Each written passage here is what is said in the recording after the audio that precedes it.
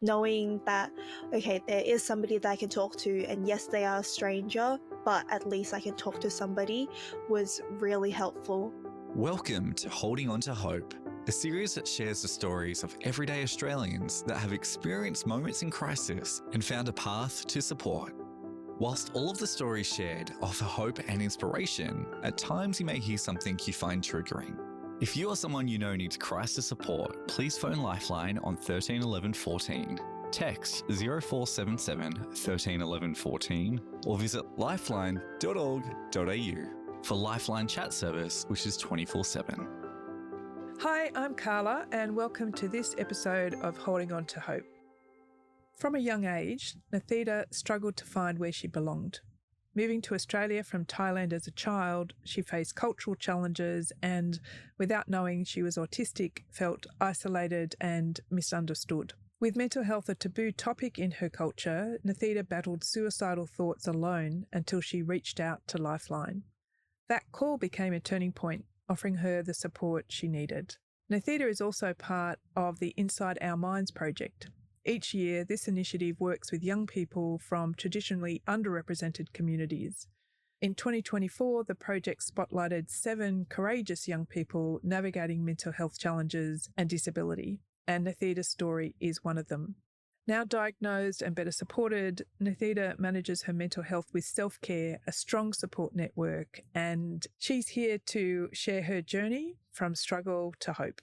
So thanks so much for joining us, Nathida, and being part of this Holding On to Hope series. It's so good to have you here. Thank you for having me. This is a great opportunity. We really want to showcase lots of people's different stories, and I think your story has some really interesting and important elements to showcase. So I wanted to start off by asking you if you wanted to share what it was like growing up between 2 cultures and how that shaped your sense of identity. Navigating 2 cultures while still forming my own sense of identity and also forming my social relationships was quite difficult because I was always in a state of confusion. Which culture am I? Was I Australian or was I Thai? Because I didn't neatly fit into either. Whenever I would hang out with my friends at school, they would say, oh, yes, but you are Thai. And I was never really fully Australian. But when I would go back to Thailand, my family would refer to me as Australian because I wasn't growing up in Thailand and my Thai has a little bit of an accent. So it was definitely really confusing, but also as I grew older, I learned to appreciate both and I learned to incorporate the strengths of both. And, you know, it's an advantage really to have 2 cultures in your identity because it helps you to see things from a wider perspective. And of course, there's other elements of your identity as well. You've had an autism diagnosis not too long ago. So I wanted to ask, before that diagnosis, how did that feeling of difference impact your mental health? I think the impact that being undiagnosed had on my mental health was quite detrimental in my developing years because I always felt like I didn't belong. And at first I just thought, it's because like I am from overseas, I wasn't born in Australia, I look a little bit different. But putting all of that aside, I just knew somewhere deep down that I was a little bit different. Like the way I functioned, the way I thought was a little bit different. The way I dealt with things was a little bit different.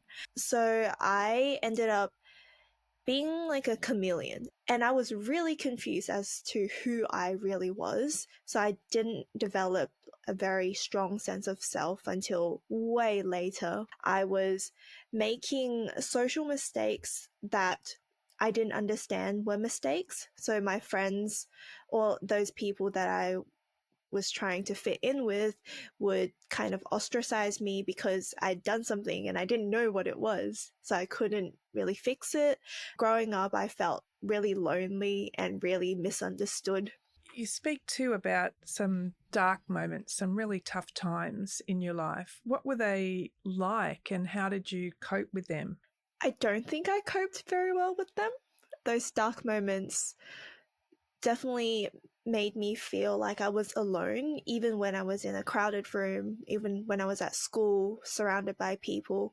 I felt like I was invisible, and I felt like I couldn't really speak up about what I was going through, especially at home as well. If I'd shown any signs of, low moods, I would be told that I was being ungrateful and that I had it so good compared to kids in Thailand, that, I should be more appreciative, I should be happy. So I felt like I didn't have the right to be feeling what I was feeling. And I kind of just suppressed my feelings really and didn't really cope with it, didn't really acknowledge what I was feeling, just trying to brush it under the rug. You made the decision to call Lifeline to talk through those things. What was that experience like for you and how did you find Lifeline? So I decided to call Lifeline when I was really, really hopeless. I just really needed to let it out, like let what I was feeling out, let somebody know what I was feeling, instead of just keeping it bottled up inside. So having somebody there to listen to me was really good in the sense that it made me feel like I was valid in what I was feeling, and I was. And it also grounded me as well, because I was just up in my head at that time and I didn't have a sense of reality with how much I was ruminating. Yeah, so having that person on the other side was really great for bringing me back down. It sounds like that conversation was helpful in reframing some of your perspectives on your experience. Do you want to talk a little bit more about that? It was helpful for me to kind of see things in a way that I was not the center of it. So decentering myself, because I think not only as a young person, but as a person who is prone to overthinking, is prone to, just getting lost in my own thoughts and spiraling, I tended to kind of just focus on what was going wrong with me and, I'm not doing this, I'm feeling this, and having somebody else to kind of draw me out of that, I guess, whirlwind of thoughts was really helpful and just reminded me that it's not as big as I am making it out to be. Like, my feelings are totally valid and what I'm going through is serious, but there is a whole world outside of my thoughts. What might have helped you find a pathway earlier? I think probably if somebody had reached out, I guess nobody really noticed that I wasn't in the greatest mental state. And all my teachers were still kind of, seeing this girl that just pays attention in class. Sometimes she loses focus, but then she comes back on track. So there was, I don't think, any alarm bells going on for them. And with my friends as well, I was pretty good at going to school and we'd laugh together, we'd do our regular things, but then I'd go home and I feel drained. I feel like nobody really knew how I was feeling. So I think maybe if somebody had just asked me like, hey, how are you doing? Or if my teachers had come up and instead of saying they were disappointed that my grades were slipping, instead of saying that, maybe if they'd said, I noticed that you're skipping a couple of days of school, or I noticed that, you didn't do as well in your tests as you normally do, like what's going on, that could have helped me to feel more comfortable in reaching out for their help. And I guess when no one's asking you, are you okay? It's sending the signal that, well, no one sees anything different. It must be me. It's all me. Yeah. And that sense of isolation growing, making it harder to reach out. And layering onto that is receiving a diagnosis of autism at 23. What did that mean for you? How did it change your approach to mental health and looking after yourself? Receiving the diagnosis felt like a big burden had been lifted off my shoulders because I finally had an explanation as to why I felt so different and why I found it so hard to fit in. And it helped me to kind of gain an understanding of the things that would work for me and why traditional methods of, coping might not work for me. So after having that diagnosis, I was able to receive the proper support, the appropriate support that I needed from my psychologist, because now he knew that I was definitely not responding to previous treatment because I needed something else. And I was able to get accommodations at uni because I had that on paper. Yeah. Yeah, so it was really great. So what does work for you? What are your strategies to keep on top of your feelings and thoughts? Emotional regulation has been something that I'm still learning. It was very hard for me up until very recently to identify what I was feeling. And when you can't identify what you're feeling, you can't manage it. What has been really helpful with working with my OT and with my psych was just sitting in the feeling and trying to identify what I was feeling. And then you can branch off from there. If I was feeling, understimulated and therefore lethargic, what can I do to increase that external stimuli so that I can get my energy up? Or if I was feeling really anxious and jittery, I'd try to think, okay, what might be contributing to me feeling this way? And if it's something external, like I have that presentation that I have to do, then I would do mindfulness activities to manage that, or like visualization to, kind of prepare myself for that. Whereas if it's something internal, like I'm overthinking something, then I would stop what I was doing and get out my coloring book and just take my mind off it. So yeah, it really helps to be able to identify, be aware of what you're feeling. You talked about a really clear approach to managing your mental health right now. Was it always like that? How did you get there? Were there some trial and error in this? How did you find what works for you? I was not always like that. And to be completely honest, I still am learning. I don't always go straight to my self-care strategies when I'm feeling overwhelmed. There are still times where if I'm feeling overwhelmed or I'm feeling a little bit down, I go straight to doom scrolling. So it does definitely take a lot of conscious practice. Definitely reaching out to healthcare professionals has also helped me. And it was very inaccessible at first with the costs, the wait times. So having the initial appointment to really, tell them this is what I'm experiencing. And then they come back and they say, well, try this and this, was helpful in kind of widening my self-care strategies. And not every strategy worked. Like they recommended meditation and I can't sit still for longer than a minute. So that didn't work for me, and I felt I was getting frustrated at myself for not being able to do that. So I think there's definitely going to be strategies that just don't work for you, but it's all about trying new things. Like I gave meditation a go and I found it didn't work. Or I gave yoga a go and I found that I do like yoga, but it didn't really help me in calming down. Yeah, so definitely a lot of trial and error. You have to kind of give everything a go and see what you like and see what makes you feel a little better. And I think something that would help you trial and error kind of effectively.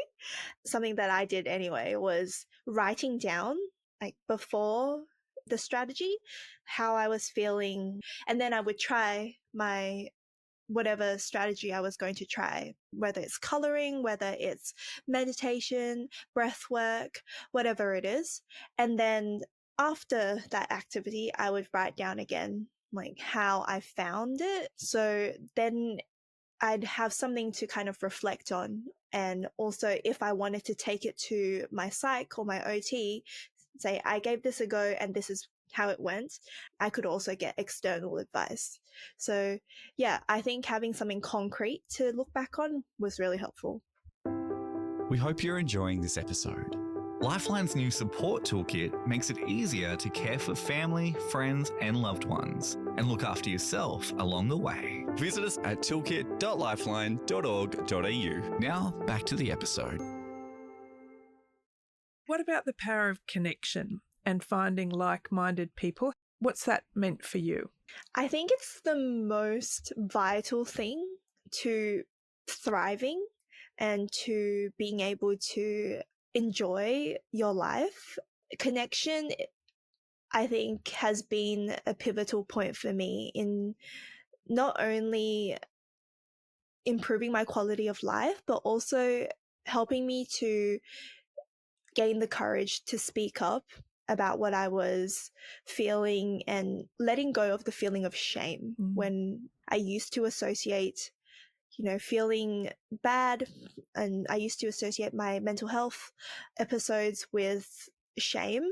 Like, I shouldn't be feeling like this, I'm being ungrateful.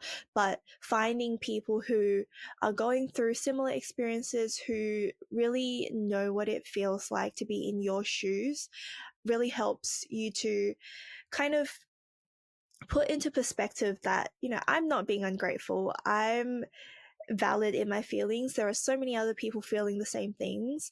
And it also, I think, helps to give you hope, because, when other people are thriving and they've been through the same things as you, it gives you hope that you can also be thriving. Being an advocate sounds like it's part of the way that you're managing aspects of your experience too. Do you want to say a bit more about that? Yeah, definitely.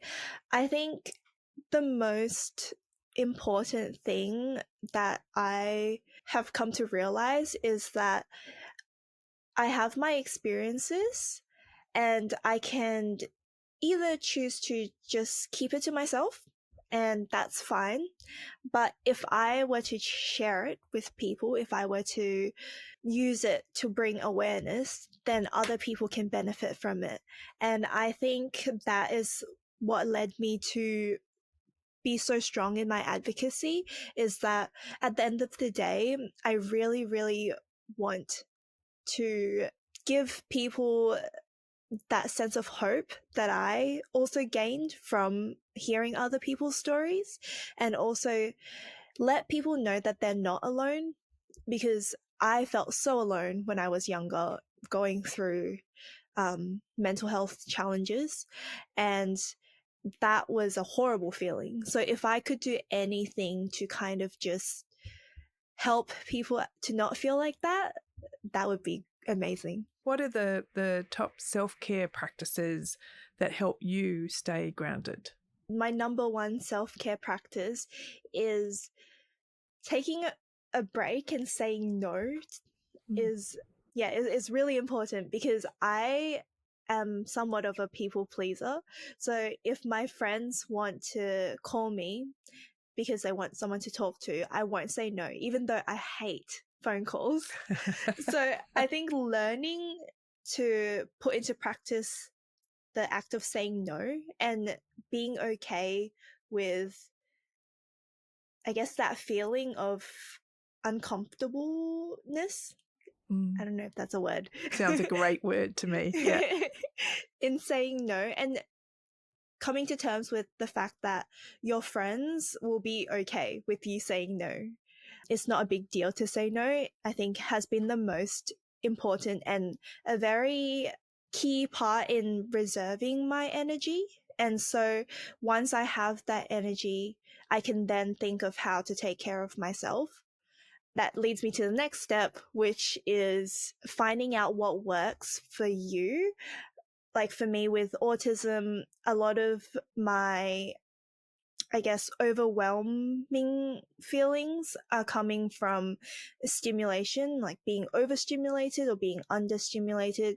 So being able to find out when it is that I'm feeling overstimulated and then dealing with that accordingly. So if I'm getting too many sensory inputs, putting on my headphones and just chilling out, going into my room and just lighting a candle.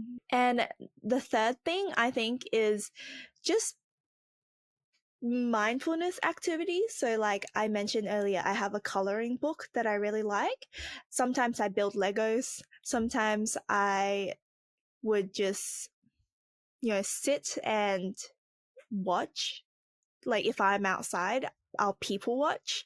That sounds really creepy, but It's a great pastime. Yeah. It is so is. And it kind of just takes you out of your own head for a second, because you're like with coloring, I'm focusing on the activity, or like with building Legos, I'm focusing on the activity. With people watching, I'm not thinking about myself, I'm thinking about those people.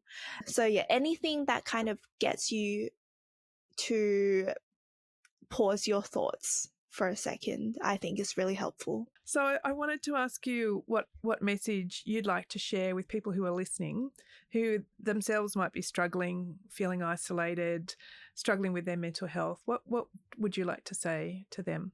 What I would want to say, and this is what I would have wanted to hear as well when I was younger, is no matter how alone you're feeling, you're not alone.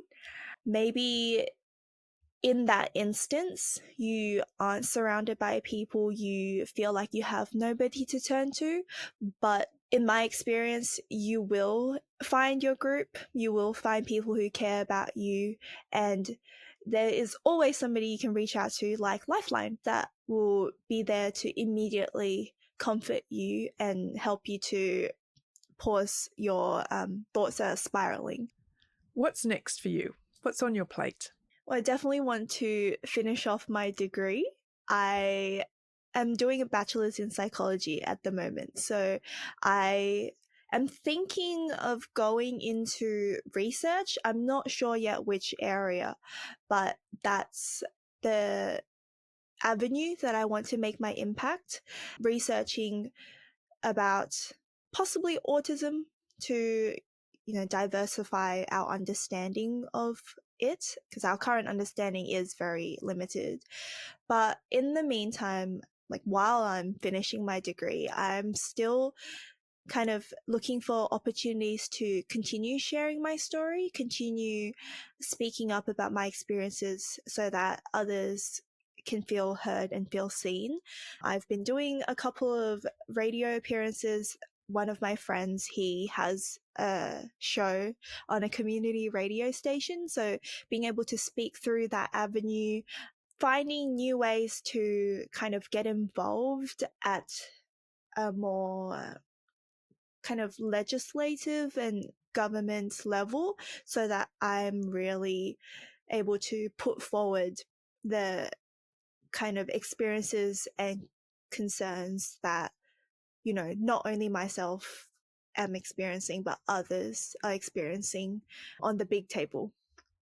I mean, that's such a fantastic vision. You're talking about advocacy at an individual level when you're talking to other people, in healthcare, during your appointments, through research, and at the highest levels of legislation and government. That's a big mission, and I'm sure we all wish you the best of luck. You've been such an amazing guest today, and there's a big world out there for you to conquer. Thank you so much. Thanks for listening to Holding On to Hope, the podcast. Lifeline is grateful to all Holding On to Hope participants for choosing to share their personal lived experiences openly and courageously in order to offer hope and inspiration to others. Your act of kindness makes for a better world. And remember, you can call Lifeline at any time on 13 11 14.